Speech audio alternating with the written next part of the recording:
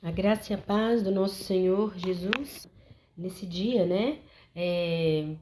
Vamos meditar sobre mais um capítulo do livro de Provérbios. E com certeza a palavra de Deus sempre nos traz um ensino, um aprendizado, né? Que nós podemos tomar como parâmetro para a nossa vida, sendo isso parte daquilo que fala do temor, né? Do Senhor. Quando nós entendemos seus preceitos e nos esforçamos para segui-los, para nos ajustar a Ele, né? Porque nós nascemos, quando nascemos, não recebemos um manual de instruções, né? E como que vamos nos nortear? Qual é o parâmetro? Qual é o nosso foco, né? Em que nós nos baseamos, né? Então, na sociedade, nós temos as leis, as regras civis, né?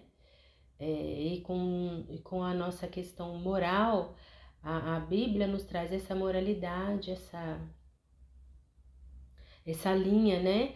Na qual nós optamos, nós decidimos ter como parâmetro e como exemplo para seguir as nossas vidas. Amém?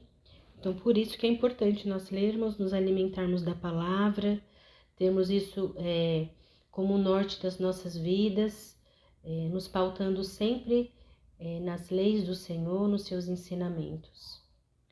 E aqui, hoje, nós vamos refletir sobre o livro de Provérbios no capítulo 24. Ele é bem extenso, né? Eu vou escolher alguns para que possamos refletir. Eu peço que você faça a sua reflexão, a sua aplicação pessoal, tire como lição e peça ao Senhor graça para te ajudar, né, a se ajustar aquilo que não estiver de acordo com a vontade de Deus, aquilo que gerar algum desconforto, que você sabe que você ainda tem uma certa dificuldade para isso, né? Ontem nós falamos a respeito das bebidas, dos vícios, daquilo que não temos controle, domínio próprio, né? Falamos do vício de álcool, dentre outras coisas, né? Vícios que porventura a gente não imaginava que tinha, né? Mas como, por exemplo, a mentira, pode se tornar um vício também, no qual a pessoa não consegue se libertar, né? Quando menos espera, ela tá mentindo. Então, ontem falamos sobre isso. E hoje nós vamos ter outras aplicações e ensinamentos aqui e vamos seguir então, amém? Então vamos lá. Aqui o 3, né? O 3, eu sempre tenho esse versículo comigo, porque ele fala sobre a sabedoria e a inteligência como coisas diferentes, porém uma depende da outra. Com a sabedoria edifica-se a casa, e com a inteligência ela se firma, né? Que adianta ter sabedoria para erguer paredes, tijolos, porém se o fundamento ali, se o que eu construo dentro daquela casa, a minha vivência, a minha convivência dentro daquela casa não é sábia, segundo a vontade de Deus, não adianta nada. Então ela vai ruir. É sobre esse tipo de sabedoria e inteligência que a palavra está falando, né? Como eu conduzo a minha vida, a minha casa, a minha família, o meu dia a dia. Não adianta nada ter 4 paredes firmes estruturalmente, porém se o que eu construo ali dentro é frágil, né? Para que ela possa estar firmada. No 5 fala, mais poder tem o sábio do que o forte, e o homem de conhecimento mais do que o robusto. Interessante, né? Que compara a força física à sabedoria, né? Que adianta eu ter forças para derrubar uma parede que seja, mas se eu não tiver sabedoria, né? Então é muito mais proveitoso ser sábio do que forte, né? Ter conhecimento do que ser robusto, diz a palavra do Senhor, né? O 10 fala sobre o dia da adversidade, que eu creio que eu e você eventualmente passamos, né? Fala assim, o 10, se te mostras fraco no dia da angústia, a tua força é pequena. Porque a nossa verdadeira força está em Deus e vem de Deus, né? Então, aqui fala da nossa confiança. Se te mostras fraco no dia da angústia, a tua força é pequena. Porque não sou eu não sou eu que devo lutar com as minhas forças físicas, mas é o Senhor, como diz a sua palavra, que luta nossas lutas, né? Eu estava lendo o livro de Isaías, que fala sobre, no capítulo 40, que fala sobre o cansado, né? E sobrecarregado, que é o Senhor que, se estáis cansados e sobrecarregados, eu vos aliviarei, né? Então, o nosso fardo, quem traz alívio para ele é o Senhor. Então, aqui fala da nossa confiança, né? Porque quem nos fortalece é o Senhor. Olha que lindo, acho que o que mais me marcou desse capítulo foi o 16, porque diz assim: 7 vezes cairá o justo e se levantará, mas os perversos são derribados pela calamidade, né? Então, assim, o justo, ele sofre adversidades, e muitas, né? Como bem vimos em outra ocasião, o sol nasce sobre justos e injustos. Isso quer dizer também que os dias maus, a calamidade, os dias de angústia virão sobre nós que caminhamos com o Senhor. Mas isso não vai nos abater de um todo, porque aqui fala que 7 vezes cairá o justo, porém nós levantaremos juntamente com Cristo, né? Que a nossa força vem de Cristo, está em Cristo. O 17 fala, né, sobre não desejar o mal, mesmo que essa pessoa não seja uma pessoa boa para nós. Fala assim, no 17, quando cair o teu inimigo, não te alegres e não te regozije o seu coração quando ele tropeçar.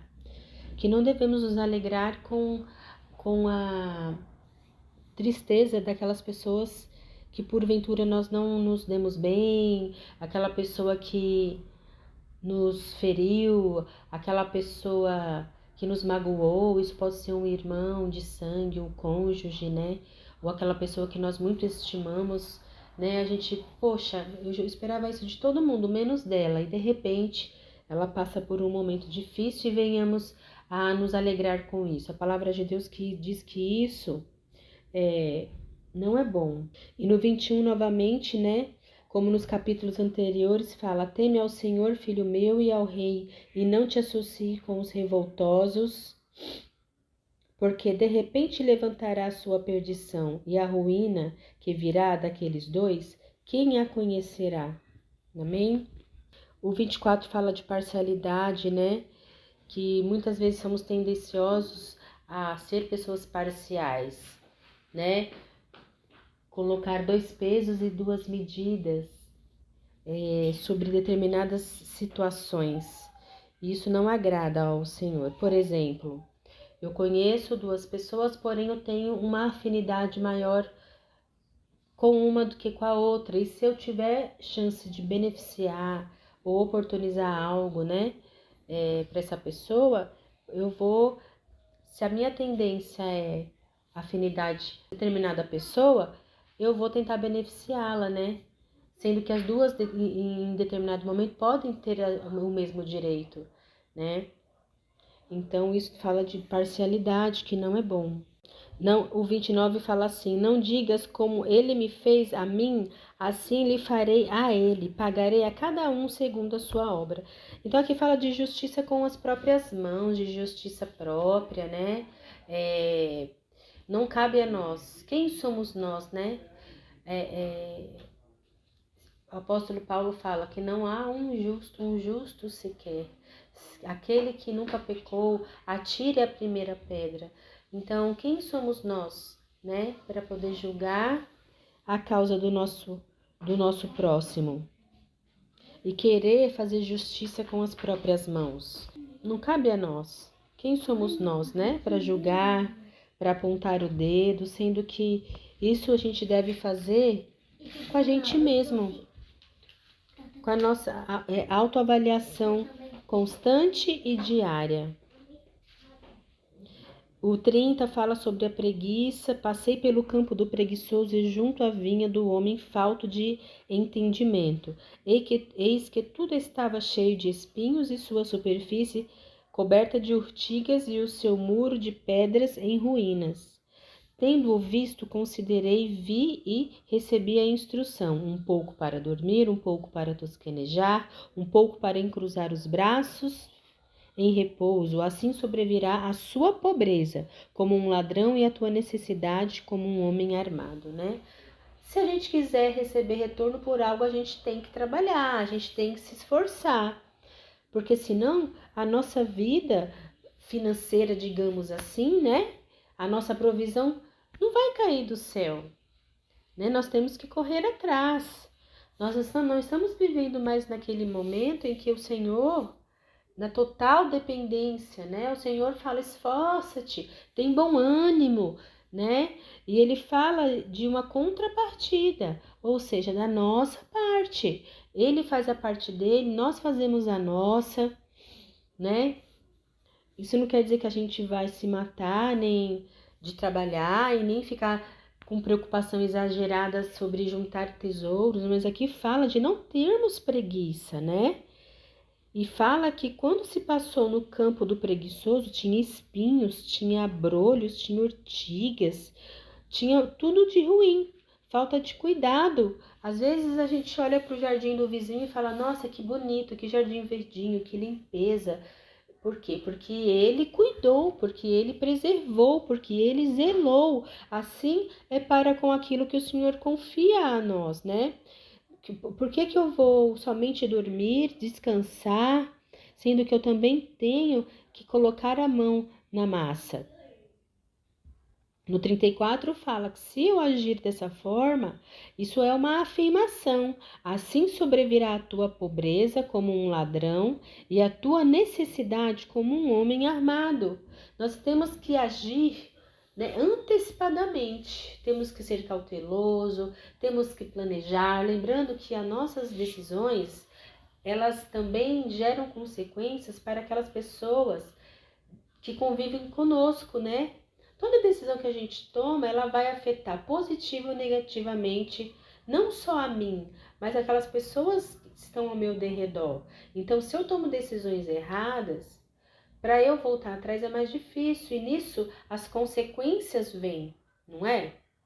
Aonde eu vou trabalhar, aonde eu vou morar, o que eu vou fazer, né? Então a gente tem que ser muito cauteloso, pedir sempre a direção de Deus, se cercar de conselhos de pessoas que realmente têm coisas boas para nos dizer, não aquelas pessoas que vão mais piorar a situação do que ajudar, né? Aquelas pessoas que não têm sabedoria da parte de Deus, que têm uma vida destruída, um casamento derrotado, já está no 5º ou 6º casamento, que não para em emprego nenhum, aquela pessoa que é infiel, aquela pessoa que é desonesta, aquela pessoa que quer tirar proveito, né? Esses dias eu estava ouvindo uma pessoa que se diz cristã e ela falou assim, a minha patroa está viajando, hoje é dia do meu trabalho na casa dela, eu vou, entre aspas, me aproveitar disso e vou fazer de conta que eu limpei a casa, mais ou menos assim, parafraseando. Isso é atitude de um cristão? Não, né? Então, nós temos que ter atitudes coerentes com a um imitador de Cristo, porque toda pessoa que se diz cristã, ela é um pequeno Cristo, é um imitador de Cristo. Então, não só quando alguém está olhando, mas sim, em todo momento nós devemos agir de forma coerente e com as nossas decisões não é diferente em nenhum momento, não é verdade?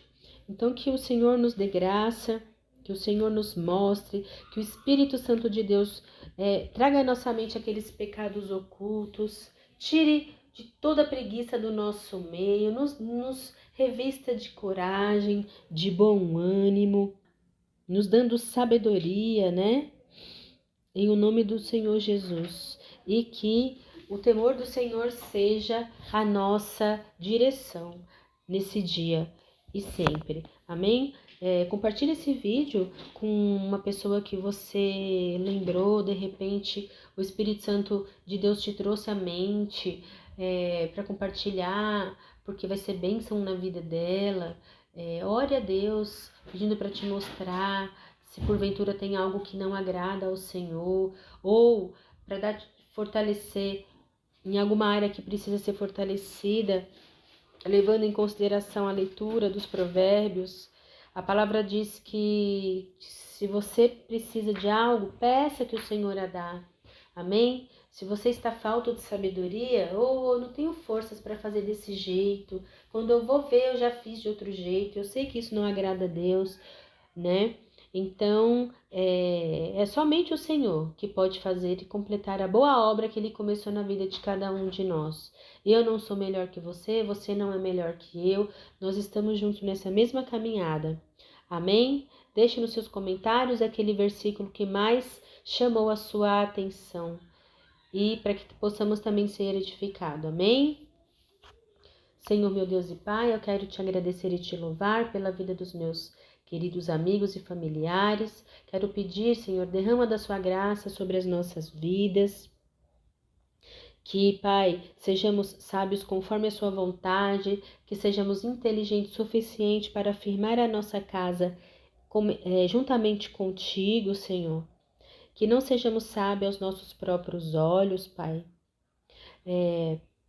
Que não venhamos a nos alinhar com pessoas insensatas, que não sejamos parciais no nosso julgamento, para que assim também não seja feito conosco, ó Deus.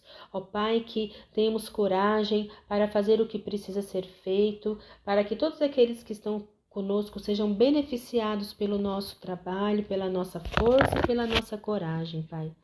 Se porventura tem alguém que não está se sentindo bem, está se sentindo entristecido, fraco na fé, Pai, que o Senhor nesse dia fortaleça e renove as suas forças em o nome de Jesus. Assim eu te peço e te agradeço. Amém.